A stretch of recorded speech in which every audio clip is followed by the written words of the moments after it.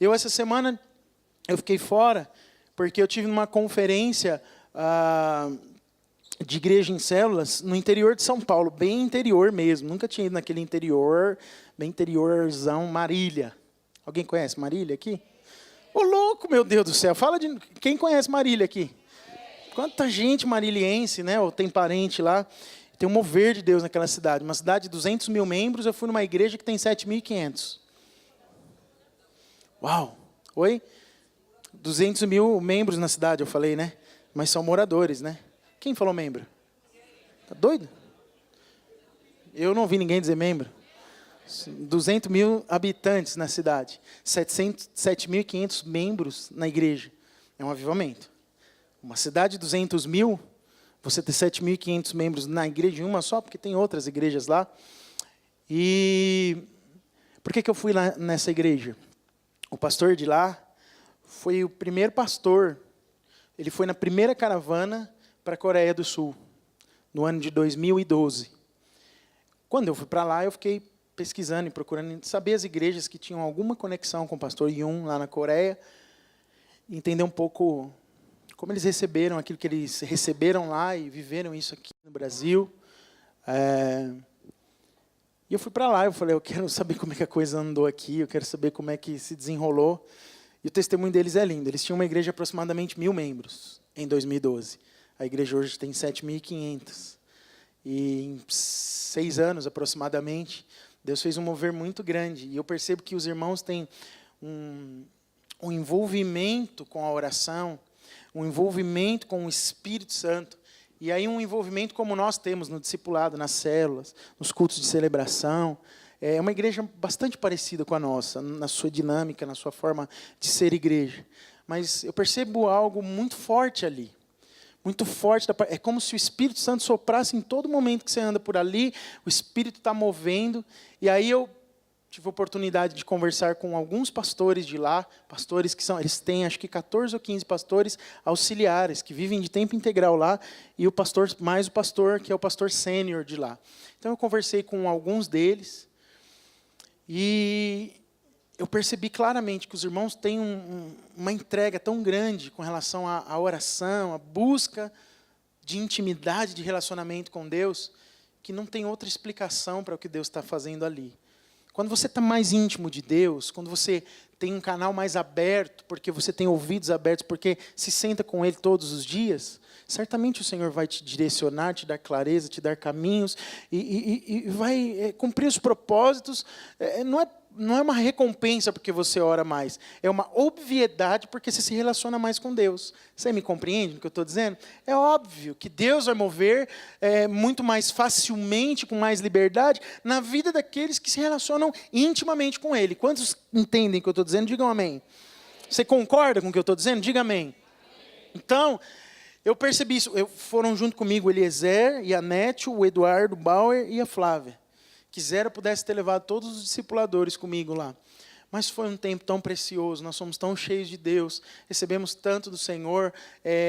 Como era uma conferência de células, né, para falar da visão, nós participamos de tudo lá, até de célula. As células deles acontecem na quarta-feira, e na quarta-feira à noite nós participamos de umas células, mas eles têm aproximadamente 700 células. Dessas, todas receberam os 1.500 participantes da conferência. Tinham 1.500 participantes, pastores de outras cidades, que não de Marília, lá participando da conferência, e a maioria deles não tem igreja em célula. Então, se eu estava apaixonado pelo negócio, eu imagino esses irmãos ficaram olhando e falaram, meu Deus.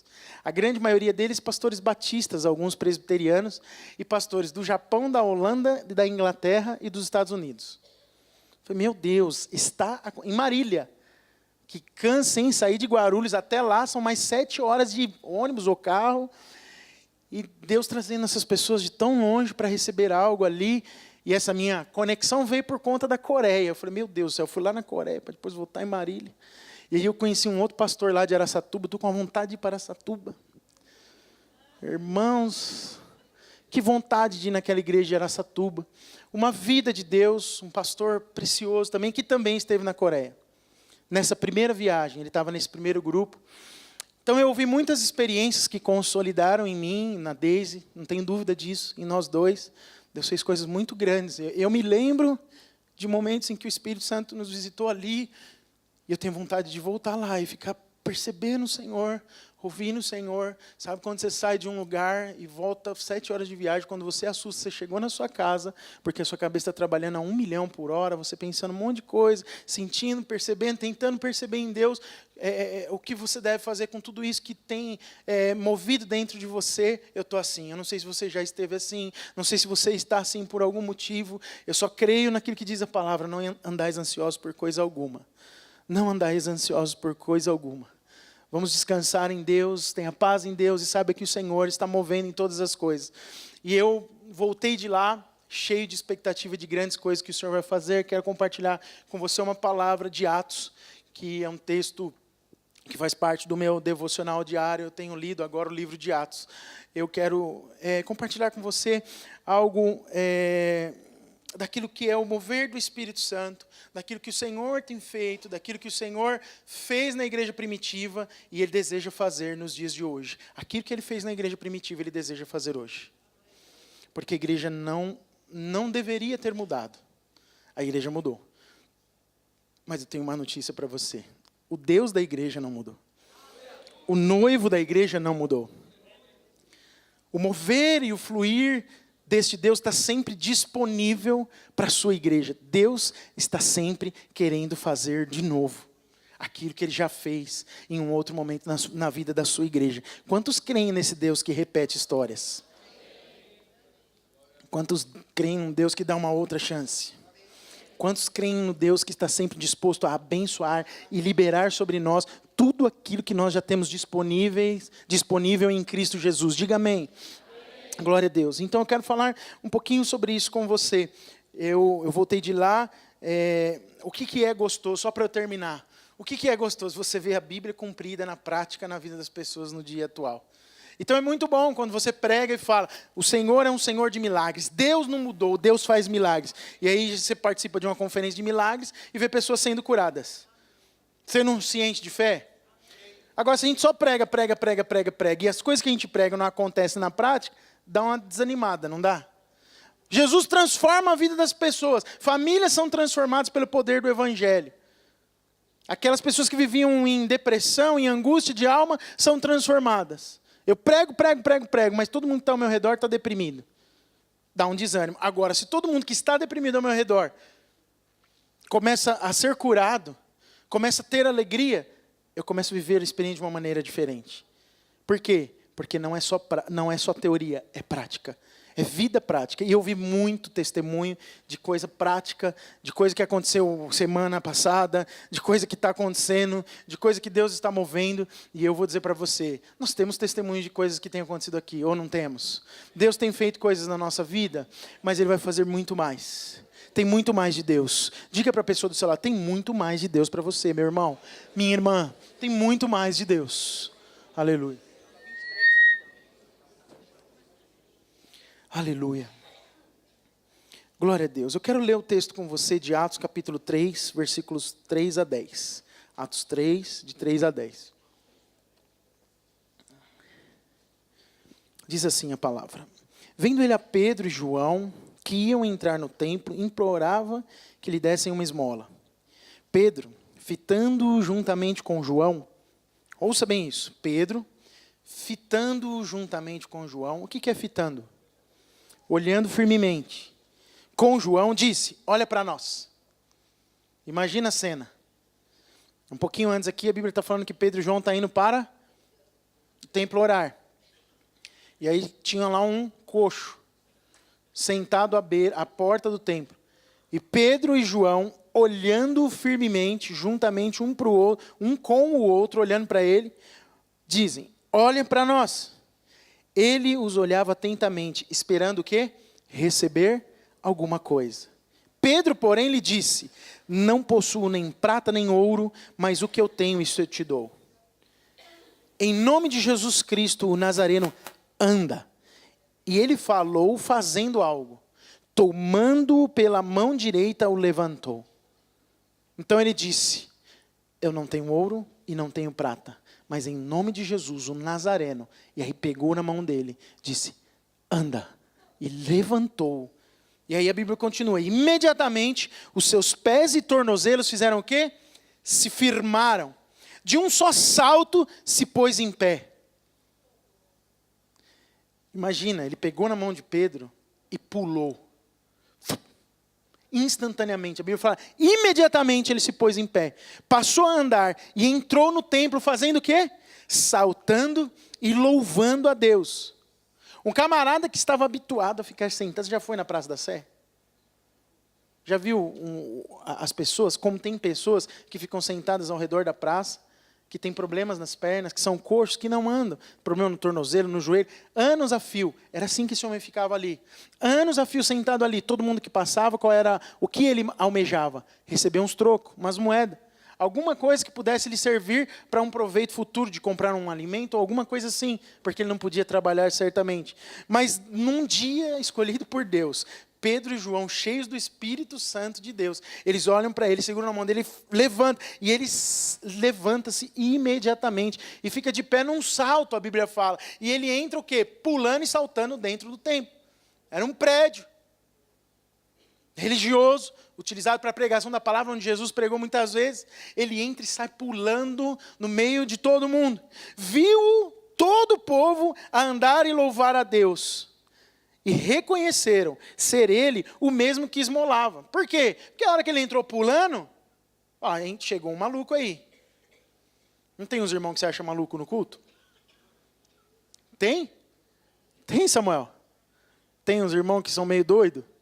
Acharam que era mais um desses. Mas eles começaram a prestar atenção. Falaram, peraí, é o camarada que ficava lá sentado pedindo esmola. Assentado à porta formosa do templo. E se encheram do quê? De admiração e assombro. Por isso que lhe havia acontecido. Uma situação completamente inusitada, um milagre, algo poderoso, algo que estava sendo iniciado. Nós estamos falando de Atos 3.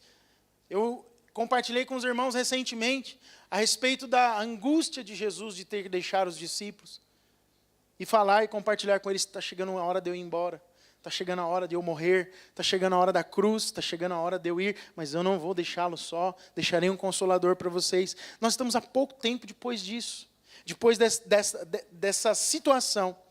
E aí a Bíblia continua, e eu quero falar com você. Pedro, depois disso, ele começa a pregar junto com João. A Bíblia fala que os dois estão pregando no templo e falando da doutrina dos apóstolos, falando do Evangelho de Cristo e pregando o Cristo ressuscitado. E aí no capítulo 4, versículo 1 a 4, a Bíblia diz assim: falavam eles ainda ao povo, quando sobrevieram os sacerdotes, preste atenção nisso, o capitão do templo e os saduceus, ressentidos por ensinarem eles o povo e anunciarem, eles estavam o quê? Ressentidos. Essa palavra também, em outras traduções, está como que nervosos com eles, como que raivosos, como vendo nisso um grande problema. Por quê? Porque eles pregavam o quê? Pregavam e anunciavam o povo e ensinavam o povo em Jesus a ressurreição. O que eles pregavam? Em Jesus a ressurreição dentre os mortos.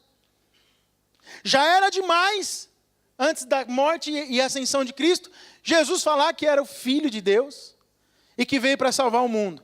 Agora piorou a situação ainda para os apóstolos, porque além de pregar isso, em concordância com o Evangelho de Cristo, eles agora diziam, nós pregamos aqui em Jesus a ressurreição dos mortos. E aí o que aconteceu? Quem chegou aí? Os sacerdotes, capitão do templo e saduceus. E os prenderam, recolhendo-os ao cárcere até o dia seguinte, pois já era tarde. Muitos, porém, dos que ouviam a palavra e aceitaram, subindo o número de homens a quase 5.000. Quase 5.000. Antes disso, Pedro prega um sermão, e a Bíblia fala que foram acrescidos quase 3.000, de 120 para quase 3.000.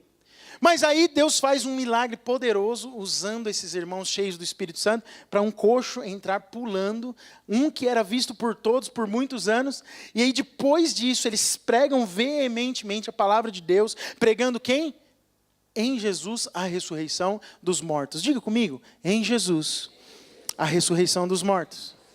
Era isso que a Bíblia está falando, que era a palavra da pregação de Pedro e João no templo. Enquanto eles estão pregando ousadamente isso, entram os religiosos e o capitão do templo, a Bíblia fala, e os prende e os lança no cárcere. Mas mesmo nessa situação difícil e complicada em que os apóstolos estavam vivendo, o que acontece?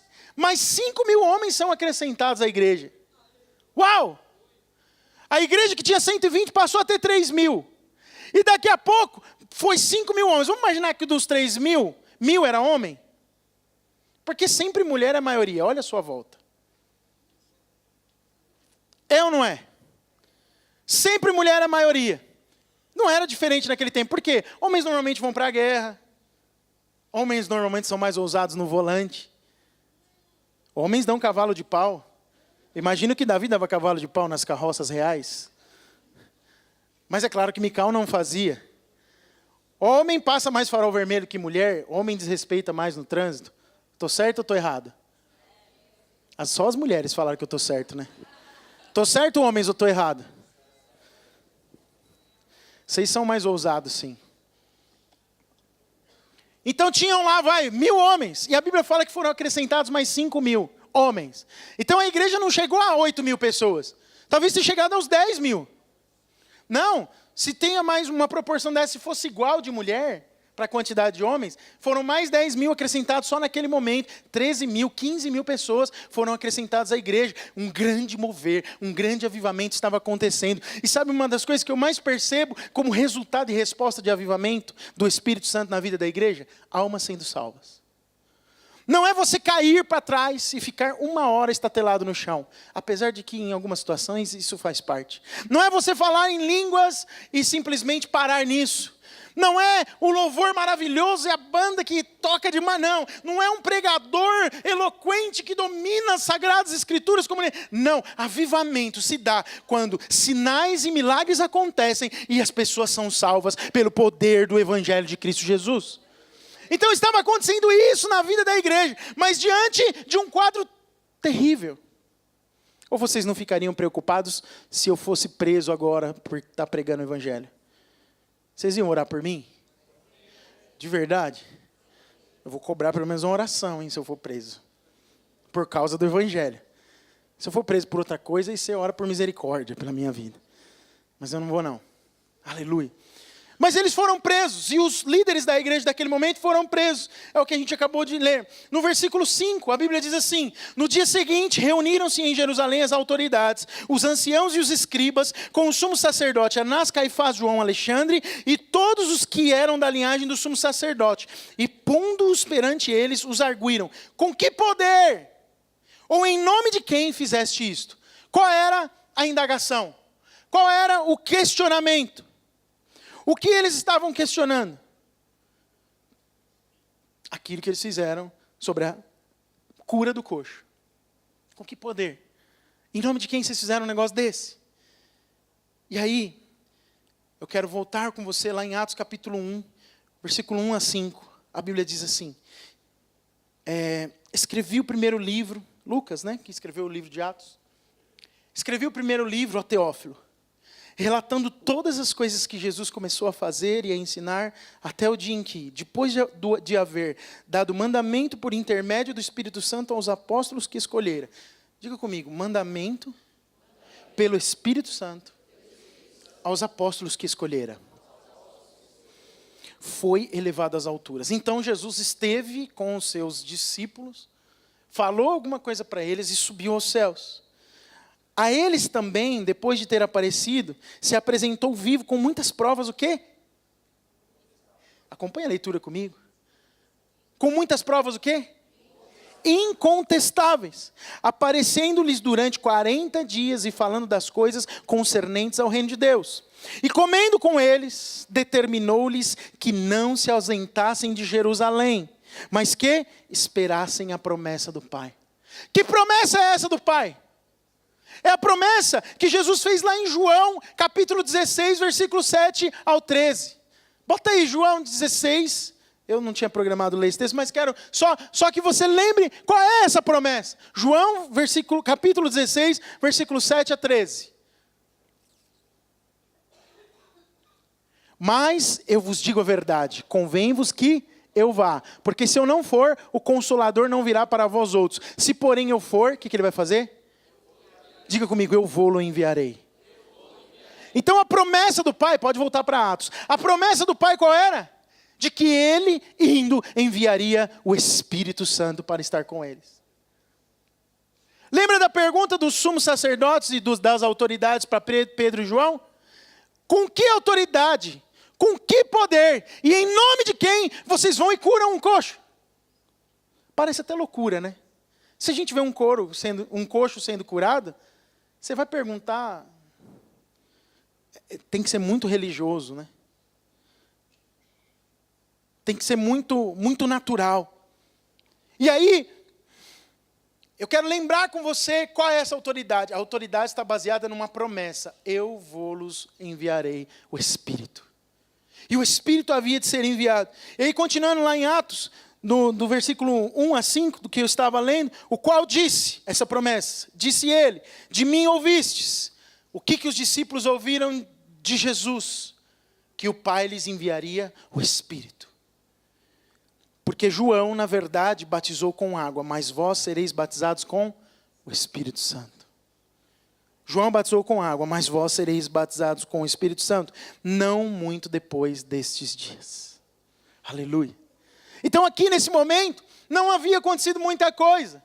Jesus tinha morrido, passado 40 dias com eles, dado algumas instruções e falado de uma promessa, firmado a aliança com eles e falado, olha aqui, vai ser melhor do que já foi. Sabe por quê? Porque vocês não vão fazer as mesmas obras, vocês farão obras maiores. Vocês vão viver coisas ainda maiores do que as que eu pude experimentar com vocês aqui. Sabe por quê? Porque eu mesmo virei morar dentro de vocês pelo meu Espírito. Há uma promessa, há algo da parte de Deus liberado. E no versículo 14 desse capítulo 1, a Bíblia fala que houve uma atitude por conta da promessa. O versículo 14 do capítulo 1 diz assim, todos eles perseveravam unânimes em oração. Eu ainda estou no parênteses da resposta que Pedro poderia ter dado e João poderiam ter dado àquelas autoridades. Qual é o poder? De onde está? Qual é a origem deste poder? A origem deste poder está numa promessa dada por Deus. Mas se havia uma promessa, por causa de uma promessa, havia uma atitude. Qual é a atitude? É o que está escrito em Atos capítulo 1, versículo 14. Todos estes perseveravam unânimes em oração, com as mulheres, com Maria, mãe de Jesus, e com os irmãos dele. Eu imagino que essas são as mulheres, aquelas que apoiavam Jesus em seu ministério, que caminhavam junto com ele, que viram ele ser crucificado, que sofreram. A Bíblia fala no final de Marcos, se você ler o capítulo 16, 17 de Marcos.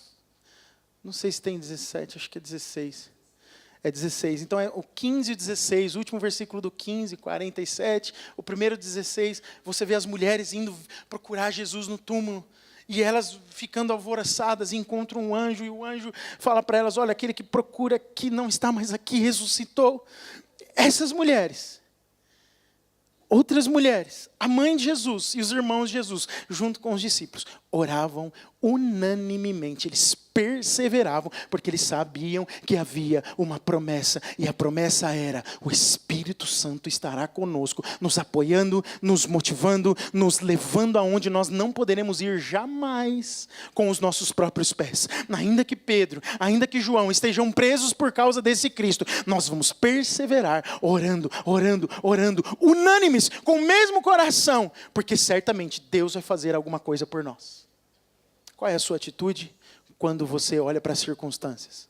Muitas vezes você esmurece. Mas qual é a sua atitude quando você lembra da promessa? Você persevera. Para você perseverar, lembre da promessa. Toda vez que você olhar para a circunstância e a circunstância te vencer, no teu ânimo, na tua disposição, lembre-se da promessa. Os apóstolos daquele tempo, da igreja primitiva, mesmo em dias difíceis, eles lembravam da promessa e oravam unânimes, com uma oração só. Nós cremos na promessa, o Espírito será enviado, haverá um grande mover, Deus vai fazer coisas poderosas. Irmãos, neste momento, não tinha 17 mil pessoas na igreja, não tinha 15 mil, eles eram pouquinhos, 120 ou menos. Daqueles dos que Jesus tinha deixado, que estavam perseverando ali.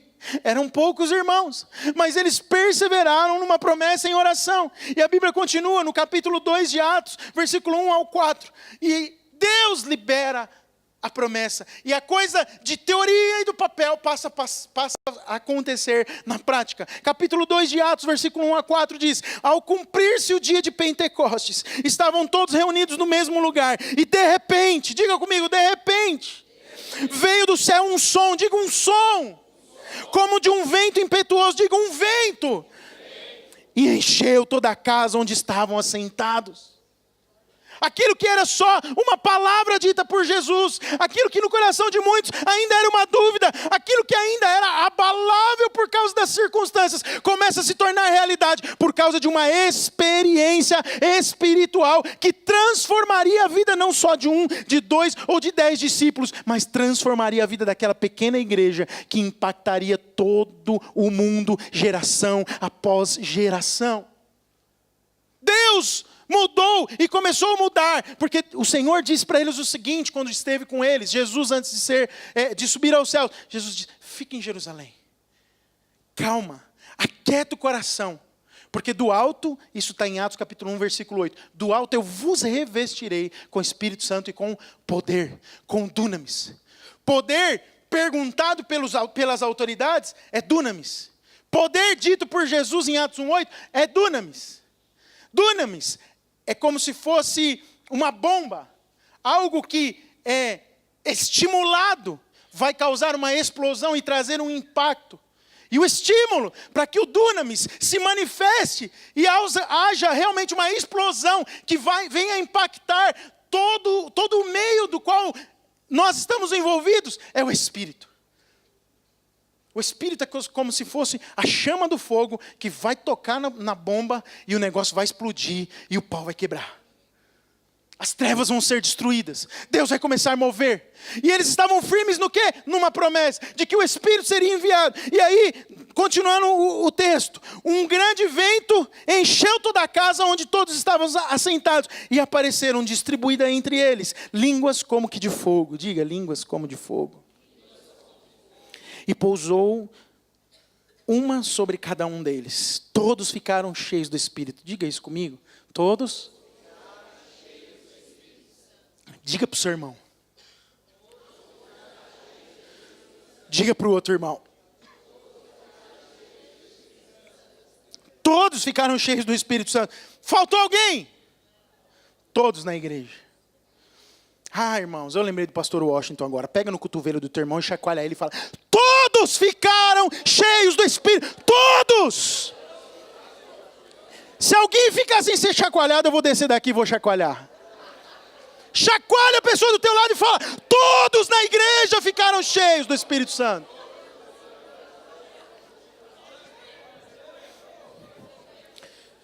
Ninguém, quando se ouviu o som de um vento impetuoso, que encheu toda a casa, ficou neutro. Todos foram cheios do Espírito Santo de Deus. E passaram a falar em outras línguas, segundo o Espírito lhes concedia que falassem. Aí começa um marco na história da igreja. Por quê? Porque toda a teoria começa a se tornar prática. Sabe por quê? A prática vem com a unção do Espírito, com o liberar do Espírito. Deus começa a fazer quando nós estamos cheios do Espírito. Igrejas sem unção, sem vida, sem Espírito, onde o pastor não ora, onde os líderes não oram, onde os membros da igreja estão um pouco se lixando com a oração, onde não há vida no altar, é a igreja que passa a geração inteira e não faz a diferença nenhuma na onde ela vive. Fica de ano em ano projetando um alvo que nunca vai ser alcançado. Sabe por quê? Porque não sopra o vento do Espírito. Eu vivo a igreja há muitos anos. E sou parte completamente integrante disso. Daquilo que vou falar para você agora. Quantas estratégias, estruturas e formas e jeito de fazer a gente procura porque a gente quer ver o evangelho sendo propagado, a promessa do Senhor se cumprindo e Jesus voltando logo. Alguém deseja que o Senhor volte logo? Alguém tem anseio no coração para que o Senhor volte de uma vez por todas e acabe com essa parafernália de uma vez? O seu coração queima por isso? Você canta todos os dias no seu íntimo, Maranata, ora vem, Senhor Jesus. Quando você olha para a circunstância, para a corrupção, para a pobreza, para a destruição de vidas, para a violência, o nosso coração clama, Maranata, ora vem, Senhor Jesus. Por quê? Porque no reino milenar não haverá mais morte, angústia, dor, guerra, destruição, desigualdade social, não vai ter mais isso. Então nós clamamos por isso, mas nós buscamos isso da forma errada, por anos a fio. Achamos que é a estratégia, queremos copiar ipsis literi. Em outras palavras, queremos copiar igualzinho aquilo que a igreja lá do Cafundó, não sei de onde está fazendo, porque ali, eu fui para Marília agora, não, preciso fazer tudo igual que eles fazem, porque se eu não fizer tudo igual, eu não vou conseguir. Tem que ter os mesmos relatórios, tem que ter a mesma forma de discipulado, tem que ter a mesma maneira de reunião de célula, tem que ter. Aí sabe quando é que a crise começa a chegar? É quando você faz tudo que tem que ter e nada do que deveria ter acontece. Você fala, não é possível, eu estou fazendo tudo que tem que ter, mas não está tendo. Nem pirueta. Luta, desespero, coração apertado. Por quê? Porque está se buscando em coisas naturais, aquilo que só acontece pelo mover e o vento e o sopro do Espírito. Eu tenho algo para dizer para você. Quando nós nos convertemos no nosso coração, essa era a pregação de Pedro, nos versículos que eu omiti e não li do capítulo 1.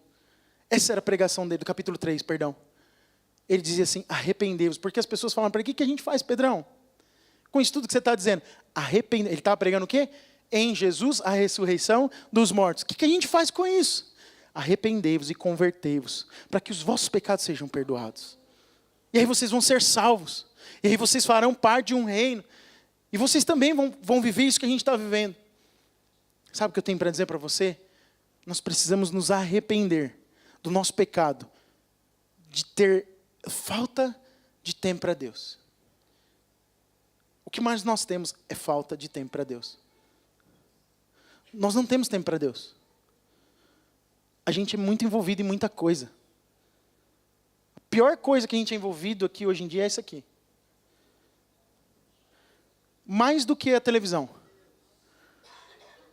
Há um tempo atrás, a televisão era o grande mal, mas ainda continua sendo para algumas pessoas. Tem gente que chega em casa e não consegue ficar sem assistir televisão. É luta. Os mais velhos têm facilidade de concordar comigo e até gritar, fala Deus, na hora que eu falo do celular. Por quê? Porque não é do teu tempo. O meu tempo era o tempo da televisão. Do videocassete 4 cabeças, fio Hitachi. Ou do Mitsubishi, que era top. Netflix, eu nem sei usar direito a Netflix. A modernidade top do meu tempo era DVD. Que nem tinha mais as cabeças do videocassete.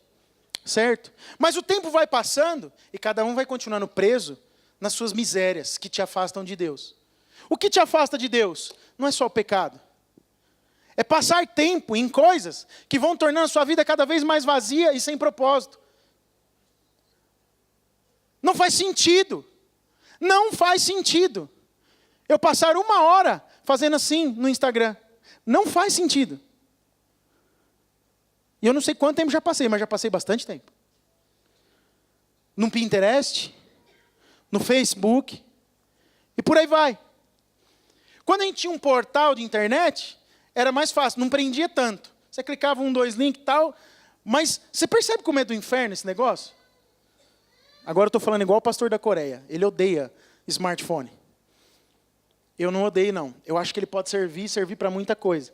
Mas ele é um senhor já de 75 anos de idade. Ele fala, isso aqui está roubando o tempo dos jovens com Deus.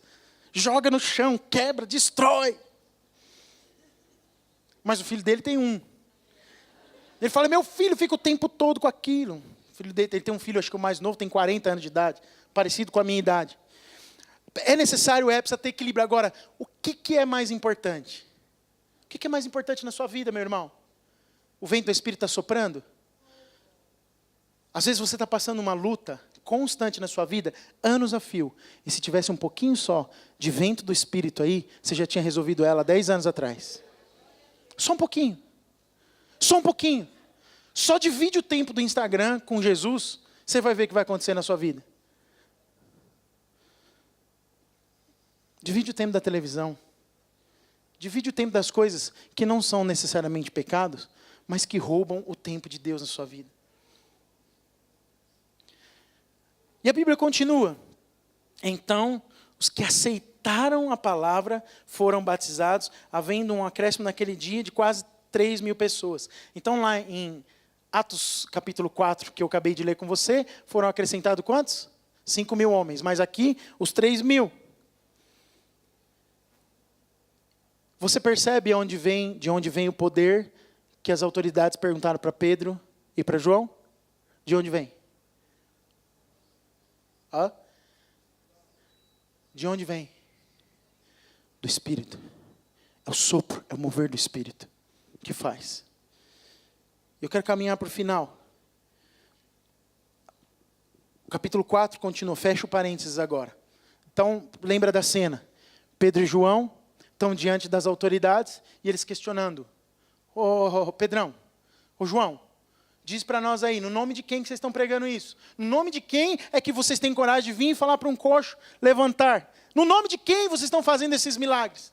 Mas eles estavam cheios de ousadia e fé. Por quê? Porque antes eles haviam perseverado em oração, porque eles tinham uma promessa. Havia uma promessa do Pai liberada pelo Filho para que eles andassem no sobrenatural. Era o sobrenatural que mudaria a história da vida deles completamente e a história da igreja na face da terra. E aí eles continuam. Então Pedro, cheio do Espírito Santo, no versículo 8, estão comigo?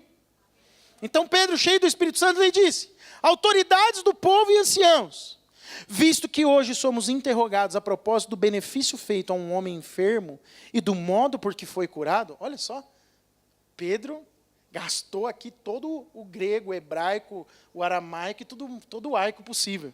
Como falou bonito, tomai conhecimento, vós todos, e todo o povo de Israel, de que, em nome de Jesus Cristo, o Nazareno, a quem vós crucificastes e a quem Deus ressuscitou dentre os mortos, sim, em seu nome é que este está curado perante vós.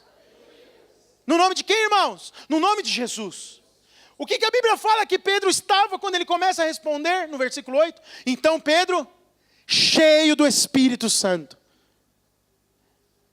Pedro fazia parte daqueles que haviam sido cheios do Espírito Santo. E ele respondeu com esta autoridade.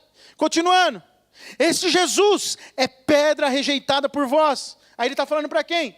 Para os judeus. Para as autoridades religiosas da época. Os construtores, a qual se tornou a pedra angular. Cristo é a base. Vocês rejeitaram a principal pedra.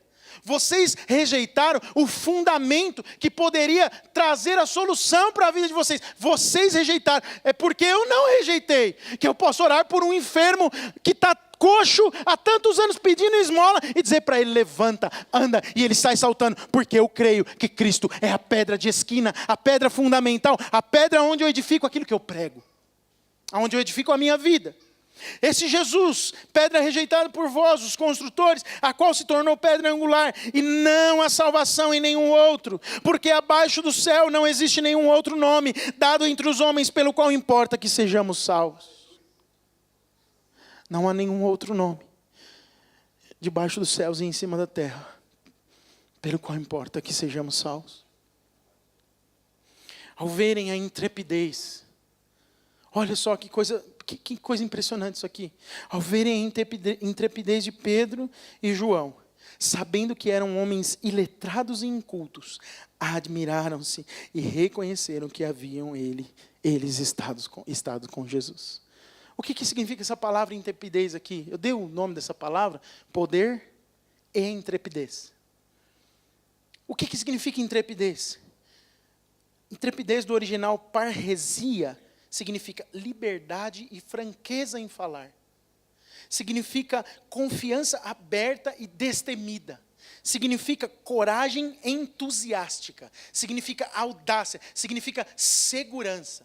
Quando os grandões da sociedade, tanto religiosa como civil, que haviam prendido os apóstolos, ouviram Pedro falar, eles se admiraram porque, meu Deus, a gente está falando com dois galileus, dois caipira do interior de São Paulo. Os caras não sabem nem falar direito, eles são incultos. Eles não sabem se expressar, mas Pedro já começa com aquele discursão, com aquele textão maravilhoso, quebrando tudo, olhando para eles e falando com o quê? Com segurança, com ousadia entusiástica, falando com coragem, porque havia segurança. Qual era a segurança de Pedro? Era uma promessa de um pai dada pelo filho, que desembocou num dia de uma prática real. O Espírito Santo entrou na casa e ninguém que estava lá deixou de ser cheio do Espírito, e coisas começaram a acontecer, porque havia o Espírito Santo movendo. O Espírito Santo, quando move, te dá intrepidez. Ninguém cheio do Espírito Santo é tímido e covarde. Quando o Espírito move em mim e você, você é intrépido, você fala com ousadia, você tem segurança no seu falar, você pisa passos firmes, não tem medo da violência, não tem medo da corrupção, não tem medo da injustiça, porque o Senhor é a tua justiça e o Espírito testifica dentro de você as verdades de Deus, e ninguém pode segurar a sua confiança em Deus. A fé se manifesta pelo mover do Espírito dentro de você. Quando recebemos a Cristo e reconhecemos o seu senhorio, o Espírito vem morar dentro de nós. E em Coríntios, não me lembro o texto agora, a Bíblia fala que a fé de Deus é colocada dentro de nós. Mas essa fé só se manifesta quando o Espírito move. Se o Espírito não move, a fé não se manifesta. Vendo com eles o homem que fora curado, versículo 14, nada tinham que dizer em contrário. E mandando-o sair do sinédrio, consultavam entre si, dizendo: o que nós vamos fazer com esses homens? Pois, na verdade, é manifesto a todos os habitantes de Jerusalém que um sinal notório, diga comigo, um sinal notório. Diga de novo, um sinal notório foi feito por eles, e não o podemos negar. Uau! Não tem como negar. Esses caras são cheios do Espírito Santo. Esses caras estiveram com Jesus. Eles falam com intrepidez e eles ainda fazem sinais que não se podem negar. Uau! Eu estava lendo isso, eu falo: Senhor, eu quero ser esse homem. Eu quero que as pessoas possam olhar para mim e falar: inegável, incontestável, o Rodrigo anda com Cristo. É incontestável. Quando ele abre a boca tem vida. Quando ele abre a boca tem paz. Quando ele abre a boca, os sinais acontecem, os milagres acontecem. Eu falei: Jesus, me ajuda. Eu sei que para ter essa intrepidez, eu tenho que perseverar em oração. Eu quero isso para a minha vida. Eu não sei quanto Deus fala com você nessa hora, mas o que você quer viver até Jesus voltar? Vim aqui sentar, ficar me ouvindo? Irmãos, eu sou chato a maior parte dos domingos. Não tem nada em mim que pode te atrair, não. Não perca o seu tempo vindo sentar numa cadeira, achando que eu posso te falar um bom conselho. Pega todo o resto da sua vida até Jesus voltar. E faça a diferença na onde você está vivendo. Seja cheio do Espírito. Pastor, eu não sei o que eu preciso fazer. Me fala agora. Seja cheio do Espírito. Busque mais. Seja mais perseverante na oração. O Espírito vai te guiar. É Ele que vai te dar a direção. Não é o seu líder. Não sou eu. Esse Espírito foi dado a nós de maneira igual. E Ele move no nosso meio. E eu quero dizer uma coisa para você: Ele está movendo. Não serei só eu, mas muitos de nós serão reconhecidos por esse mundo. Nós vamos começar a ver uma transformação no bairro onde essa igreja está. Em Indaiatuba, em Itaquera, em muitos lugares onde o Senhor vai nos levar. Por aqueles que têm sido notados porque andam com Jesus. Se eu perguntar aqui quem anda com Jesus, certamente todos levantarão as mãos. Mas diga para a pessoa do teu lado: você vai começar a ser notado por quem anda com Jesus. As pessoas vão começar a perceber isso. Você crê nisso ou não? Qual é o versículo que eu parei? 16? O 17. Mas para que não haja maior divulgação entre o povo, ameacemo-los, para que não mais falem neste nome a quem quer que seja. Chamando-os, ordenaram-lhes que absolutamente não falassem, nem ensinassem em nome de Jesus. Mas Pedro e João disseram o que, irmãos? Pedro e João lhes responderam: julgai se é justo diante de Deus ouvir-vos antes a vós outros do que a Deus. pois nós não podemos deixar de falar das coisas que vimos e ouvimos. Do que eles estavam falando? Daquilo que eles viram e ouviram. Depois, as autoridades, ameaçando-os mais ainda, os soltaram, não tendo achado como os castigar. A acusação era a cura de um coxo, por causa do povo, porque todos glorificavam a Deus pelo que acontecera. Diga, todos glorificavam a Deus pelo que acontecera. Quando Deus começa a mover, a igreja cresce e a coisa ganha força. Todos começam a andar unânimes. 120 faz um barulho, 3.000 faz outro. Agora uns 15.000, irmãos. O barulho aumenta. E aí o barulho aumenta no mesmo discurso. E olha que lindo o versículo 22. Ora, tinha mais de 40 anos. Parece que é só para concluir a história. Tinha mais de 40 anos aquele em quem se operara aquela cura milagrosa. O cara tinha 40 anos de idade, ou 41, ou 42. Estava lá, coxo. A vida toda. Quem tem mais de 40 anos aqui, levanta a mão. Quem tem menos de 40 anos, levanta a mão. A maioria. Você imagina, você ter passado a tua vida inteira agora sentado na porta de um templo, pedindo esmola, e de repente, porque alguém ouviu, e decidiu perseverar numa promessa, você é curado e faz parte de uma revolução na humanidade. Deus nos chamou para uma revolução. Eu quero terminar com um testemunho enquanto a equipe de louvor sobe aqui. Eu lembrei do testemunho, até me babei inteiro aqui. Não repara nisso. Eu ouvi um testemunho nessa conferência que eu fui. Há uma igreja no interior, numa aldeia da África do Sul. Não preciso dizer para você que eu fiquei com maior vontade de ir lá, né? Meu turismo agora é caçar o mover de Deus. Encontrei um pastor lá, parênteses do parênteses. O pastor me conheceu, tal, a gente conversou, trocou contatos, tal, do Paraná. Ele falou, pastor, um dia eu quero marcar para o senhor ir lá pregar na minha igreja. Eu falei, amém, glória a Deus. Ele falou assim, porque eu sou um caçador de unção. Uau! Até caçador de unção nós temos agora. A melhor maneira de caçar unção é dentro do seu quarto. Sim ou não? Glória a Deus. Mas eu entendi o que ele quis dizer. E nessa igreja no interior, numa aldeia a 150 quilômetros de Johannesburgo, essa história real, verdadeira, aconteceu há poucos anos atrás. Havia um pastor tradicional. Eu não sei se ele era presbiteriano ou batista, mas dessa linhagem, bastante tradicional.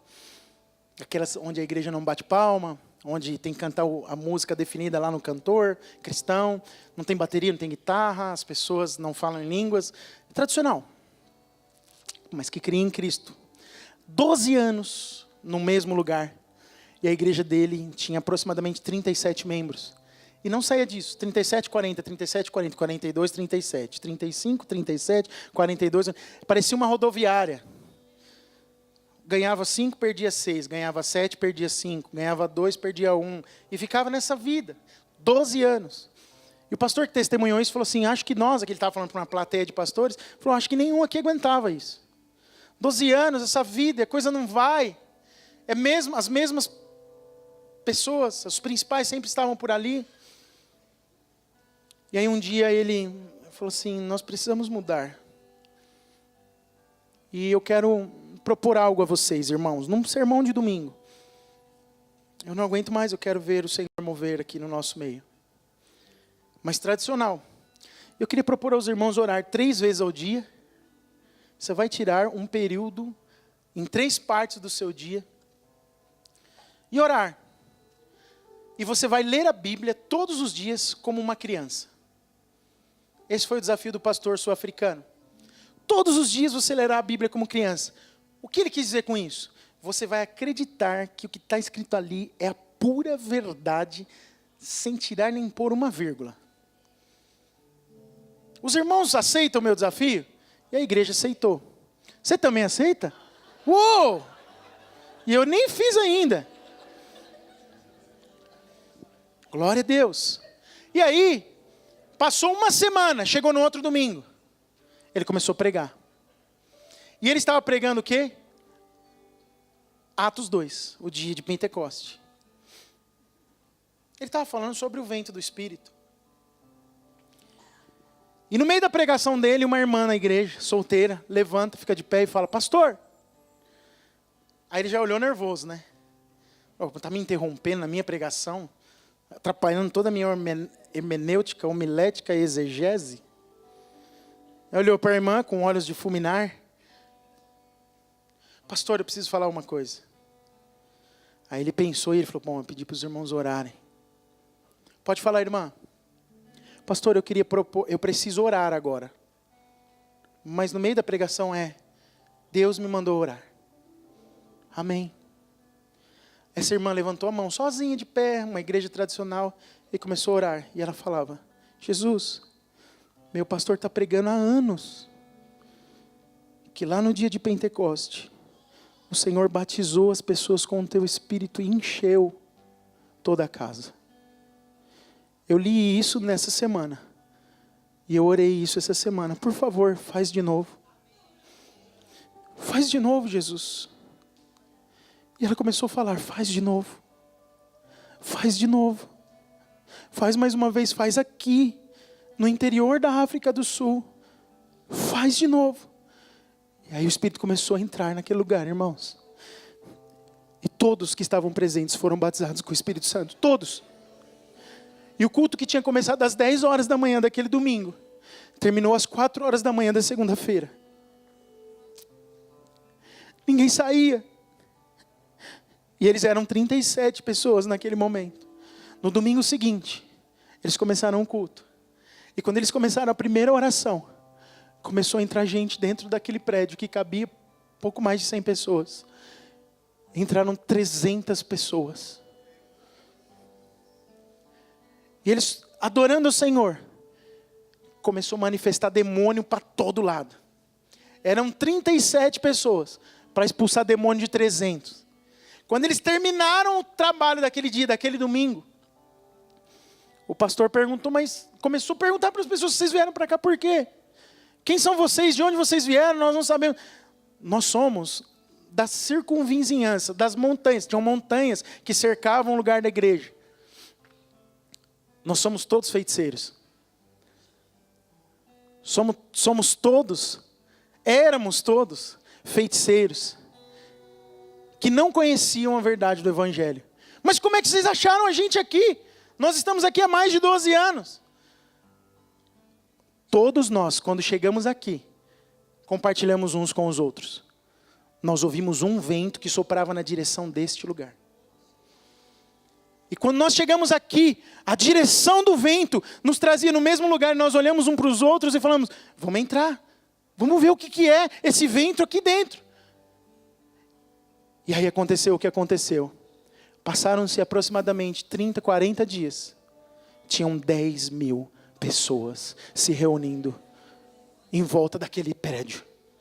E hoje tem um prédio construído de uma igreja para 10 mil pessoas sentadas neste mesmo lugar, nesta mesma igreja, com este mesmo pastor.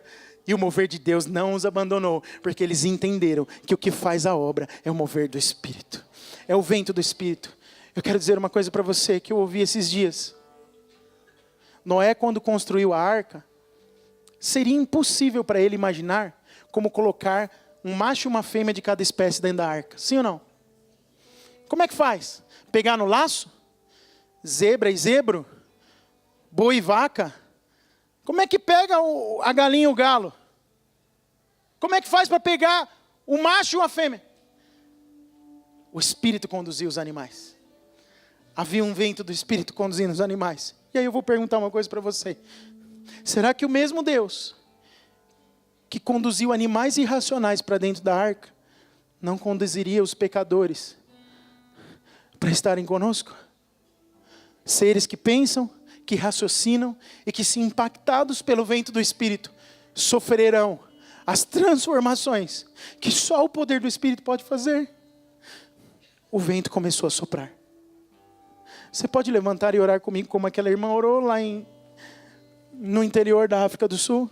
Faz de novo, faz de novo o teu povo clama-te, faz de novo, faz de novo. O Senhor quer mudar a sua história. O Espírito quer mudar a sua história.